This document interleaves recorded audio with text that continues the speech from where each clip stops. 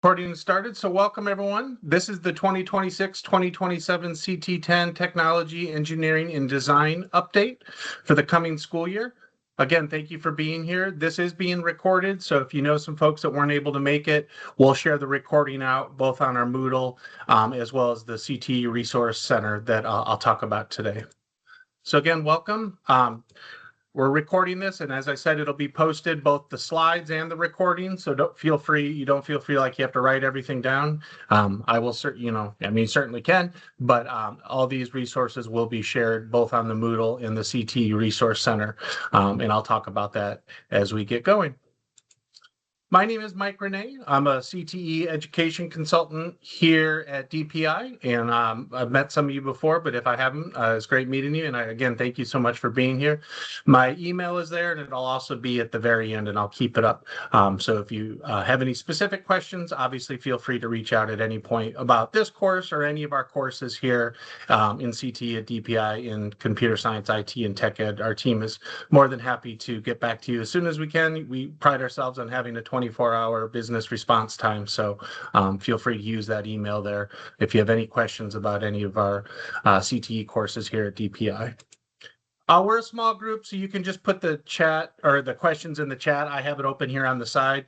We won't use the Q&A feature, but I'll be monitoring the chat. So I'll stop at an appropriate time to answer your question, and I'll certainly stick around at the end of the presentation to answer any questions that anyone may have if they want to wait till the end. So here are the updates for CT10 for the coming school year. These are just at a glance. We're going to look at each of these in more detail. There's a slide dedicated to each of these, but I'll briefly just mention some of them, and then we'll go into more detail. So the curriculum guide has been significantly updated for the coming school year, 26-27. We've added course outcomes to the course. So if you're not familiar, DPI CTE is adding course outcomes to all of our new courses or any course that's being updated going forward. Some of you might have seen some of that this year, depending on the course you teach. But as we go into summer conference and then certainly into the new school year, you're going to be seeing a lot more of what course outcomes are. And we'll talk about what those are here in a minute. The curriculum guide also has new unpacked content that crosswalks with the IT Foundations of Technology and Engineering course. And we'll go into some detail about that because that's very significant. We want to make sure that you as teachers are teaching the correct curriculum because of our new POL, and we'll kind of go into some details there. We've added course objectives, again, because of this new POL. And then speaking of the new proof of learning, the new POL, this course will now have a CTE state assessment starting next school year. Okay, we'll be in field test, and we'll talk about that, but it does have a CTE state assessment. So that's probably the biggest change from the past few years going into 26-27. There will be a CTE state assessment administered to the students as the proof of learning at the end of the course, and we'll talk about that in this presentation. Also, because of that, we'll have some pilot check-ins or field test check-ins because the course will be in field test.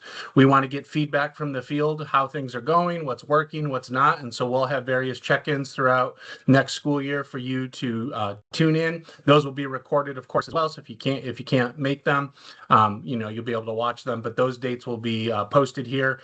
You'll see them, but they'll also be in our CT resource hub that you'll be able to access. We're also excited to announce we have a new pathway lead teacher for this pathway. This is new. We've never had a pathway lead teacher. Again, this is a kind of a new program that DPI rolled out this school year. To some courses, but a lot of courses will be getting a pathway lead, or I should say pathways are getting a pathway lead next school year, and I'll introduce who that is. And that person will be another point of contact. He's a teacher in the classroom that has been teaching this course and in all the courses in the pathway for a long time and has a lot of content knowledge and professional development experience to help us do some PD as we transition to this new POL. And then, of course, because some of this new stuff, we'll have some professional development opportunities coming up next school year, and we'll talk about those. So that's at a glance. Let's go into detail about each of these. Here are the course outcomes. So again, I won't read those to you, but just to tell you what course outcomes are, if this is brand new to you, because you'll be seeing these more in lots of other CTE courses coming out. The idea here is that this is student-friendly, and I also like to say parent-friendly language that students and parents can read to understand what the course is actually about. What we have found is sometimes the standards and objectives can be a little too education speak, right? We all know in education we use a lot of acronyms, a lot of, those RBT verbs, revised Bloom's taxonomy can sometimes be confusing to students and parents. So the idea of the outcomes here is language that explains what are they going to actually learn in the course, right? What are the things that they're going to actually get to take away with? And then we use those outcomes to drive everything else. So we use the outcomes to drive designing the curriculum guide, the unpacked content, the essential questions, and ultimately really the assessment as well. We want to make sure that the students are coming out of the course understanding these four main ideas. So again, this is language that, we realize some PSUs and schools have been doing this already. You might, when you have your course fair in the spring for upcoming courses for the fall, sometimes, you're required to kind of describe the course in your own words, right? Instead of using the DPI language. But this is now coming from DPI, and so we're excited that we can kind of provide some guidance around what are students going to actually learn in the course. And so you can see here what the students will be learning in this particular course. So the curriculum vendor is still the same for this course, but here's the important update. So ITEA is still our vendor, and to access the curriculum, you go to that website there. Additionally, these steps are laid out in Moodle as well as in the new CT Resource Center. But teachers, it's really important that you go to this website, create a free ITEA account, and then access the most up-to-date curriculum through ITEA. The links, again, will be in Moodle and the CTE Resource Hub, but you can't just use the curriculum guide as your only source of content for this course. That might be a little bit of change. Teachers in the past, especially if you're a veteran teacher of this course, you might have, kind of developed some of your own stuff, and it's okay to use some of your own stuff, but it's really important that you're following the curriculum provided by ITEA. And the reason is because this new POL, the new state assessment, is directly tied to this ITEA curriculum. The curriculum is mapped or crosswalked, as we say, directly in the curriculum guide. So the curriculum guide is great. And in the curriculum guide, it'll tell you, use this ITEA resource. So you have to go to ITEA to get that resource. The resource won't be found anywhere else. Now, really all it is a Google Drive, which is really nice. In the past, if you've taught this course, you might have a PDF. When I was teaching this course years ago, I had that big PDF. It was 400, 500 pages, and I had to do a lot of Control F and to find things and copy and paste things, and it was a real pain. Now it's all in a Google Drive, but we don't just share the Google Drive with you. You actually need to go to ITEA to get access to that Google Drive. So again, the directions to do that, if this is new to you and you're like, whoa, what is he talking about? Please feel free to reach out to me and we can walk, I can do a walkthrough step by step where I share my screen on how to do it. There's a video on Moodle as well as the new CT Resource Center that it shows me walking through the process, but it's really important. And I also ask if, you're in a PLC with maybe in your district, if you're in a larger district, please tell other CT10 teachers, this can be a big message at summer conference too. They need to get this updated curriculum. We realize there's probably binders and flash drives and other Google Drives or Microsoft OneDrives kind of floating around out there that teachers have been using for years. And those aren't going to work. They're going to work, but they're not going to be aligned to the state assessment. So it's really important that you get access to this latest curriculum. One of the catches to this is that ITEA doesn't call their course CT10, and they don't even call it Technology, Engineering, and Design. Their first level course, our CT10 course, ITEA calls that Foundations of Technology and Engineering, and they often abbreviate it because we're in education, right? And we abbreviate everything, FOTE. So sometime you might go to that, or not sometimes, if you do go to the ITEA website, it's not going to say CT10 because that's a North Carolina thing. It's not going to say Technology, Engineering, Design. That's also a North Carolina thing. It's going to say Foundations of Technology and Engineering. So again, I realize it's a little confusing. The directions are all laid out in Moodle with a video as well as written directions, and they'll be in the new resource center that I'll talk about here in a second. Okay, so again, I'm happy to walk through. If you have colleagues or you need help with that, please reach out to me, and I'm happy to meet with you one-on-one or a small group or whatever works for you to walk you through the process, because we want to make sure everybody has access to the most up-to-date curriculum.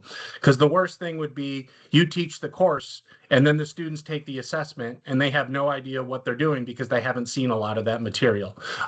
That situation happened to me years ago when I was teaching this course, and it was a horrible feeling as a teacher. And so I don't want that to happen to any of you. So we want to make sure that, we do everything we can to help you with that process. So again, please reach out. Here is the mapping between our standards and the ITEA curriculum units. So one other change that you'll see in the curriculum guide is that we've moved the 6 and 7 standards to supplemental. Okay, so 1 through 5 map directly to what ITEA offers in their FOTE, or their Foundations of Technology and Engineering.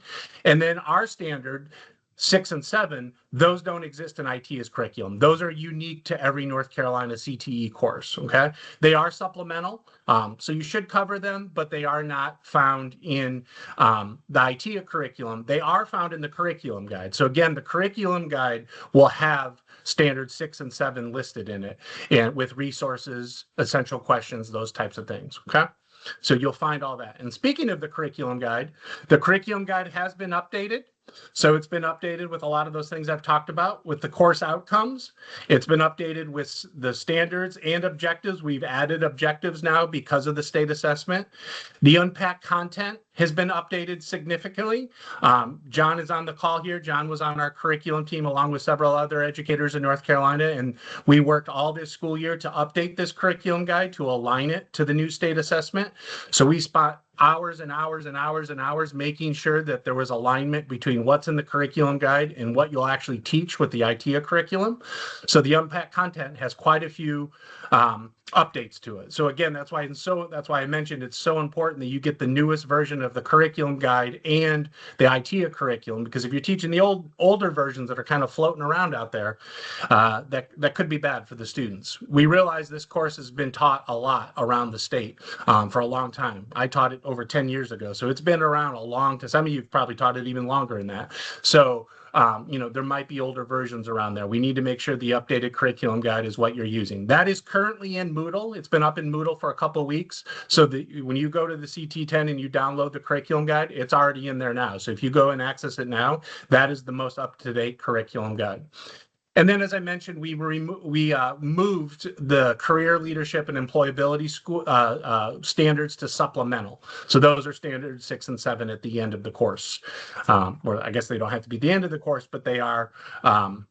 And that's a good point. Thank you. Yeah, the comment says there will no be state assessment questions on standard 6 and 7 because they're supplemental. There will be the students won't be assessed on standard 6 and 7. So that's the word supplemental means just that. It means they supplement what's in the curriculum. Okay, any questions on that?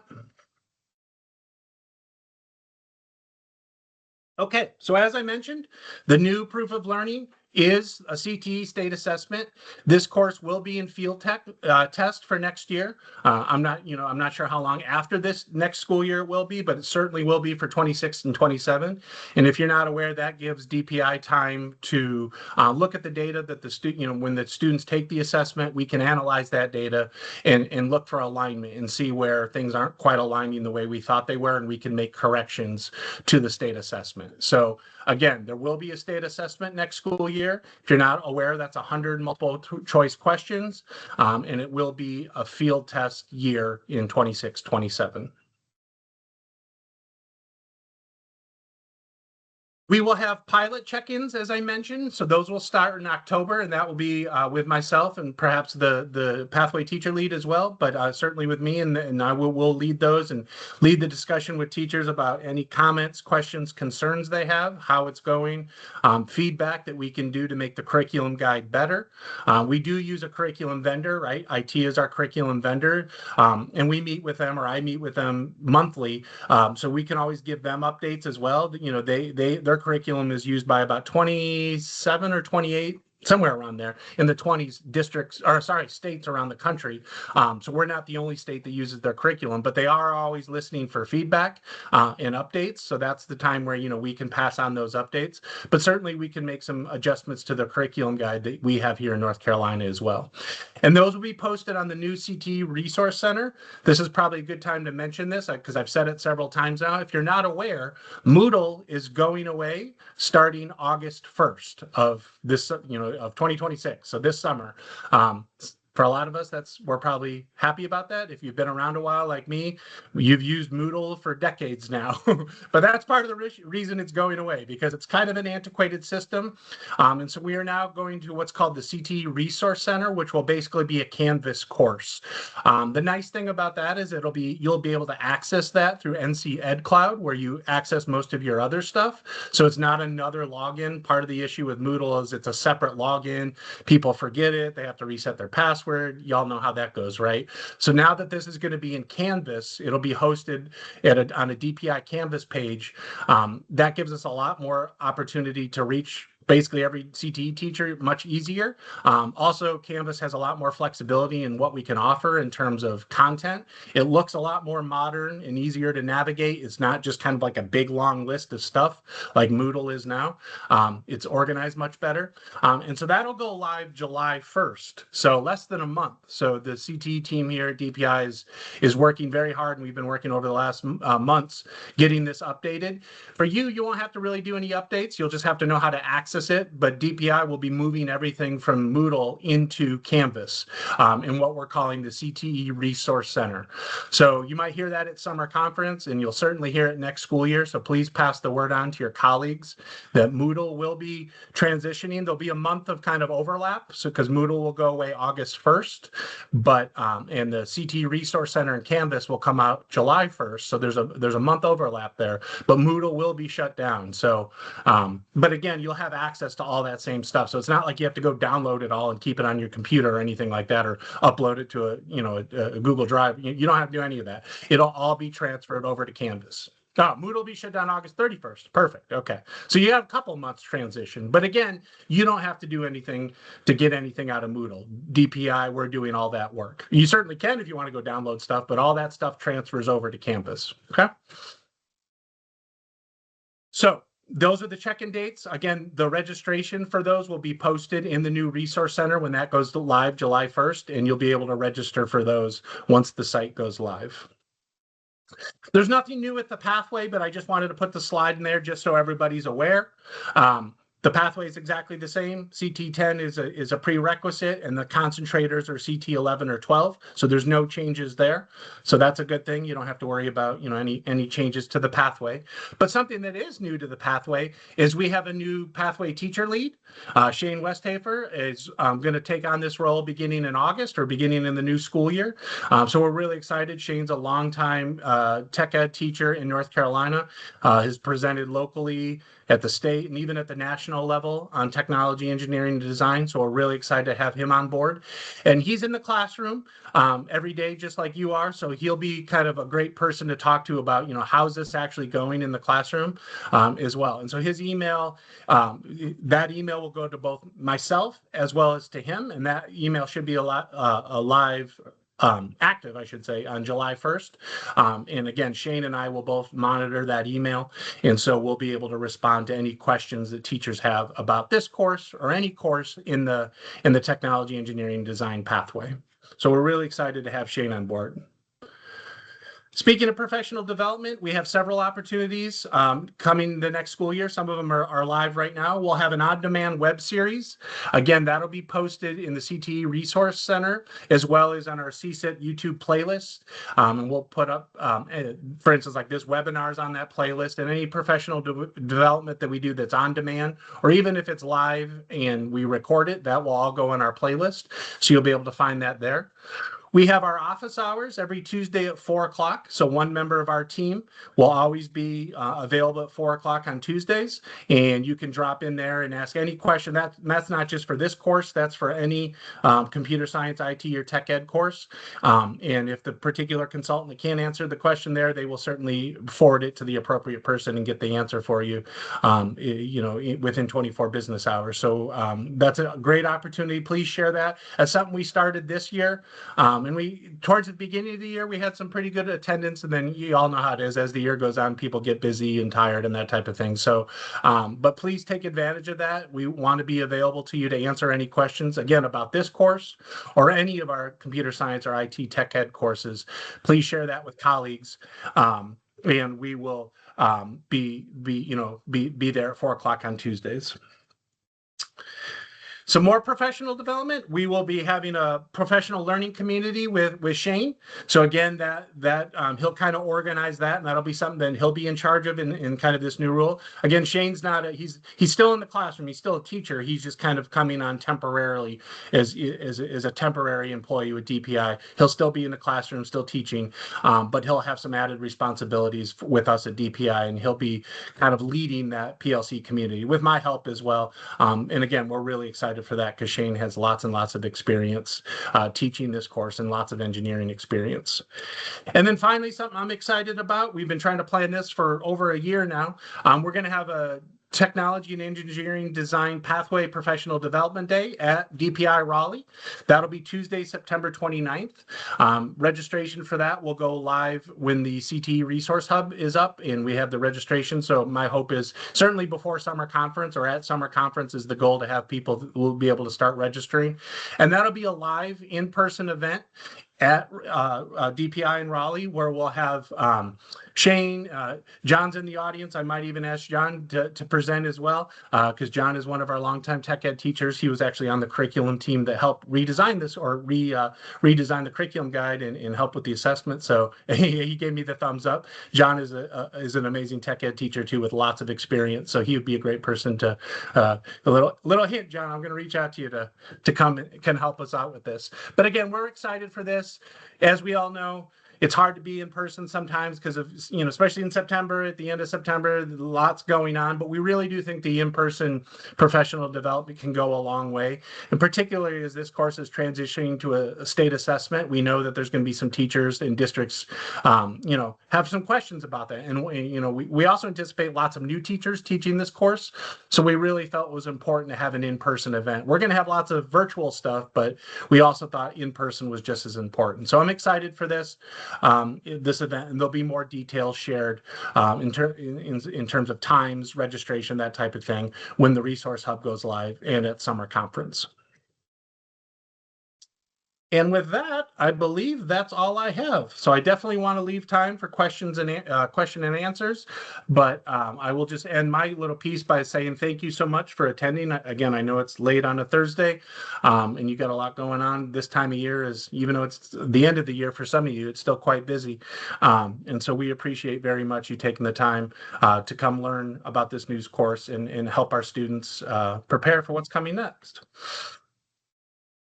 Oh, thank you, Karen. Yeah, and I want to say thank you to the curriculum team. We had a great team. John is here in the meeting, but we had several other members as well that worked very hard to get this course, kind of in the shape it is, because a state assessment is a big deal. It's a big change. We realized the POL for this, for a long time was local. We looked at we had a question earlier in the session about why didn't we go with the PBM, and that's a great question. A lot of our courses are going to PBMs, but I think there were several reasons. One, this course is taught so broadly across the state of North Carolina, that it gives us a good real representation of how kids are doing on our engineering course. And we're always looking at, what we can offer with our engineering curriculum. As we all know, lots is changing in the technology engineering world, lots of moving parts to this. And so the more data that we can get to collect to see how our students are doing, the better. But we also realize that, the transition to a state assessment, especially for a veteran teacher that's been teaching this course a long time, is going to be a big transition. So we're certainly here to help that transition and answer any questions that we can.